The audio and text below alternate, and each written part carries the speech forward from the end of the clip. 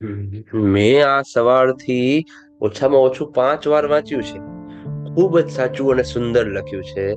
સફર ખૂબ ટૂંકી છે. એક મહિલા બસમાં ચડી અને એક માણસની બાજુમાં બેઠી. મહિલાના હાથમાં થોડોક સામાન હતો. એ સામાન ભરેલી બેગ બાજુમાં બેઠેલા માણસને વાગી. જ્યારે તે વ્યક્તિ મૌન રહ્યો, ત્યારે મહિલાએ તેને પૂછ્યું કે તેણીએ તેની બેગથી તેને વગાડ્યું તો પણ તેને ફરિયાદ કે ગુસ્સો કેમ ન કર્યો.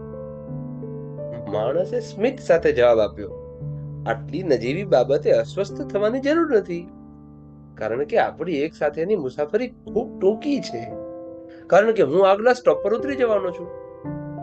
આ જવાબથી સ્ત્રી એટલી પરેશાન થઈ ગઈ કે તેણે પુરુષને માફ કરવા કહ્યું અને વિચાર્યું કે આ શબ્દ સોનામાં લખવા જોઈએ.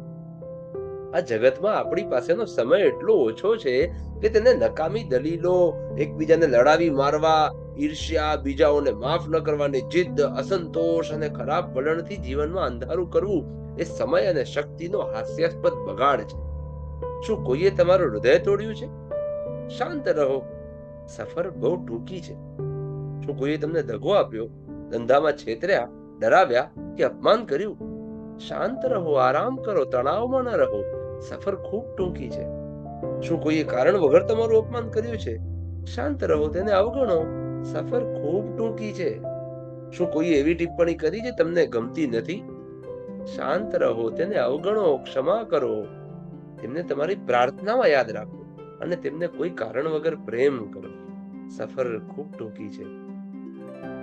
કોઈક આપણી સમક્ષ ગમે તેટલી સમસ્યાઓ ઊભી કરે, પણ જો આપણે તેનો વિચાર કરીએ તો જ તે સમસ્યા છે, તે યાદ રાખો.